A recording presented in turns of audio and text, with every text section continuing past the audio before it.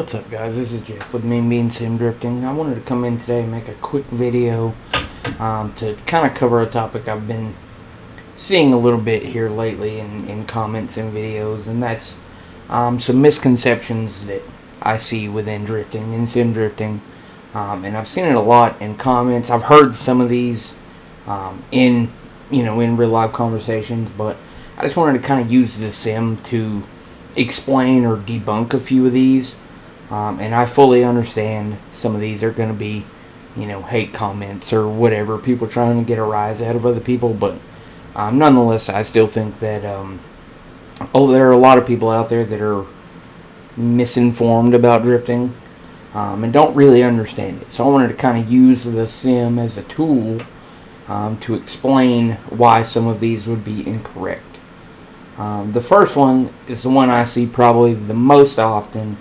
It's, somebody will say, well, why should I like drifting? They're just doing a sideways burnout, or they're just sliding a car around the parking lot. And while both of those may technically be true, it's still a really vast oversimplification of it. And I'm going to kind of demonstrate the first part of that, the sideways burnout thing. I'm going to initiate a burnout here. And I'm pretty sure at this point everybody knows what a burnout is. Just unload.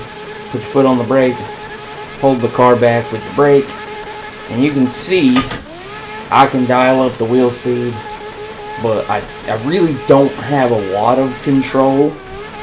As you just saw there, I barely made an adjustment and I spun out. So if I'm trying to just strictly do a burnout sideways, it's going to be extremely difficult. The speed is going to be really low, but I'm going to have a lot of wheel speed. I can even put it in fourth, and it's going to get even more difficult. And I'm going to have to do it on a really slow scale to hold the car back. So, as I said, that's not technically incorrect, but it's still a really, really bad simplification. And the same with, they're just sliding a car around. When I hear somebody think of that, I automatically assume they think that they're just kind of power sliding and then driving to the next turn. Something like, this. Pull the handbrake, maybe shift up, and then you drive out to the next turn and you do it again. And again, it's a vast oversimplification of what drifting is. And that's probably the most common one that I see. And I think a lot of it, again, is just because people, may not necessarily be informed if they've really never been around it. So that's an easy one to kind of explain, especially if you've got a friend that, say, hey, come to this event with me, or watch FD, or watch Drift Masters, and you'll kind of see that there's a lot more to it than just doing a sideways burnout or sliding a car around the parking lot. So the next one that I see quite a bit, especially in terms of here lately, I've seen it a lot on videos about Drift Masters and Formula Drift, is, I would rather watch real race cars. And if you're talking about your buddy's 350Z that he drives to the track, maybe throws a couple tires in it, goes and does a bunch of laps and drives it home, sure, I could completely see that as, you not wanting to call that a race car. But a car like what I'm currently in, this is essentially what you would see in Formula Drift or Drift Masters. A full out competition level car. This car makes 1,000 horsepower. That's what you're going to see in FD. Some of them on full, all out, make upwards of 1,200 horsepower. They have full cages, rear mount radiators. Every bit of the suspension is adjustable. Crazy builds. And a lot of these cars that you see in FD or in Drift Masters, you could easily make the suspension changes and gearing changes and probably put them on a track and absolutely blister some lap times. So to not call them a race car to me is kind of crazy, especially when you consider a lot of them have NASCAR transmissions or crazy expensive sequentials, and they have quick change rear ends, and everything about a pro drift car is a race car. It's just a different type of setup than you would see, that you would normally see, because drifting's not, it's not a conventional race like, most motorsports. Even time attack and things like that, you're still technically racing against yourself and others, trying to set lap times. But even though it's not a race, there are still a lot of things involved that you would find in racing. So, to say that one of these cars is not a race car, to me is just wrong. I mean, it's absolutely crazy. I mean, you can see the inside of this car is, full cage, stripped out. They're lightened, they're reinforced.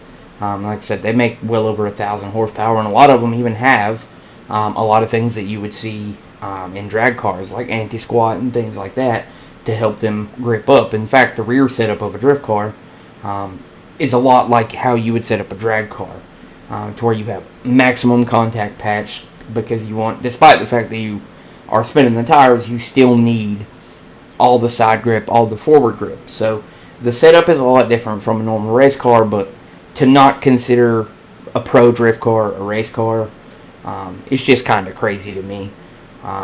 So, I mean, there's that. And like I said, if you want to talk about your buddy's stock E36 or stock Z or whatever, sure. But when you're talking about even down to the Pro-Am level, where the cars are making 500-600 horsepower, they're not street legal, they have full cages, they're pretty well built, just like what you would see with any grassroots level, like time attack or anything like that. So I would very much still consider these cars race cars, even though it's not technically a race.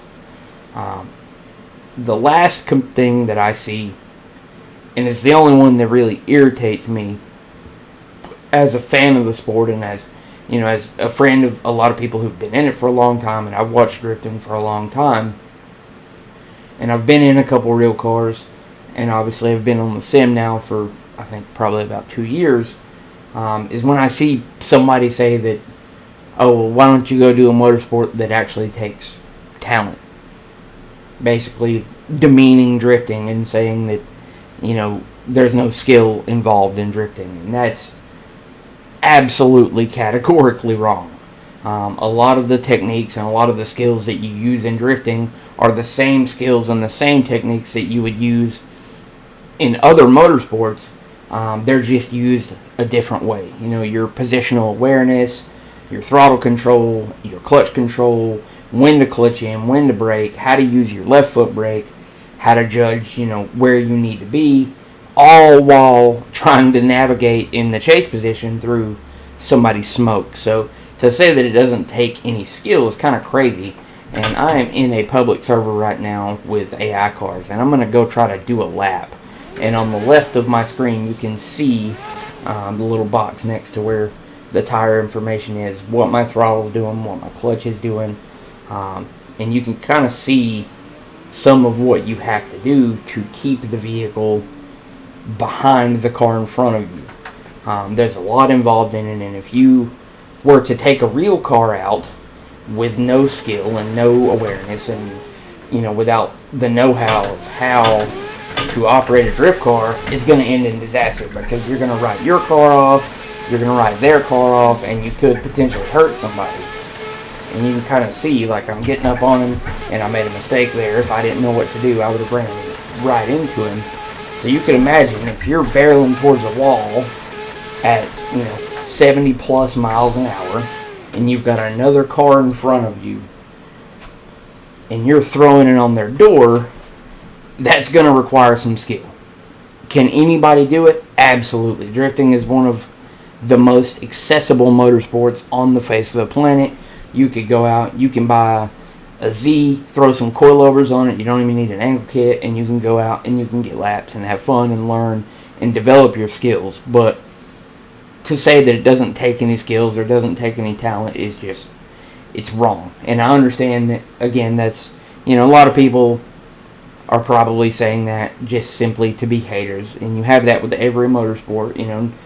The common thing with NASCAR is, all they do is turn left, which again is correct, but they turn left at upwards of 190, 200 miles an hour on a bank track for however many hundreds of laps at a time.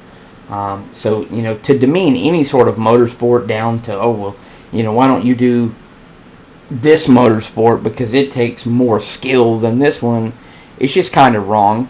And I personally think that if more people would go to their local track to drift events and experience it for themselves, we would start to get a lot more fans of the sport. It's an incredible sport. It's a lot like, BMX and things like that, in that it's really style based, so it's a lot different from your typical motorsport, which I think is a big reason why it gets a lot of hate, because it's not a conventional motorsport. But nonetheless, it requires a lot of time, a lot of dedication, and a lot of skill to be able to drive the cars well, especially when you get into, cars like this that have a ton of grip, a ton of power, and you're trying to be absolutely as close to every wall, every zone, and the car in front of you. It does take a lot of skill and time to be able to master that. As you see, I mean, even the pro drivers, they still make mistakes. Everybody's got their good days and their bad days, but it definitely does take a lot of skill to be able to do it. And I have a lot of respect for these guys that jump in these real cars that make over 1,000 horsepower, because I'll be honest, I don't know if I would have the wherewithal to even attempt that. Some of these tracks, their entry is up well over 100 miles an hour, throwing it on somebody else's door, heading straight towards a wall or whatever. I don't know that I would have the courage to do what some of these guys do, because it is crazy, and it takes a lot of precision and a lot of skill to be able to do it. So again, I just wanted to kind of make this quick little overview video today. I've got a few other ideas for videos that'll be coming, and I apologize if the audio is not the best. I'm still kind of working things out, figuring out how I want to set everything up, but I just wanted to get this one out there. So look for more stuff coming, and obviously more replays. That's mainly what my channel is going to be for, but I do want to dive into some other things with the sim. So if you watch the video, I appreciate you taking the time to watch the video. It'd mean a lot to subscribe. I'd really love to get the channel going, and kind of share my love of sim drifting with everybody, and drifting in general, and bring more people to the sport, and maybe try to help people learn.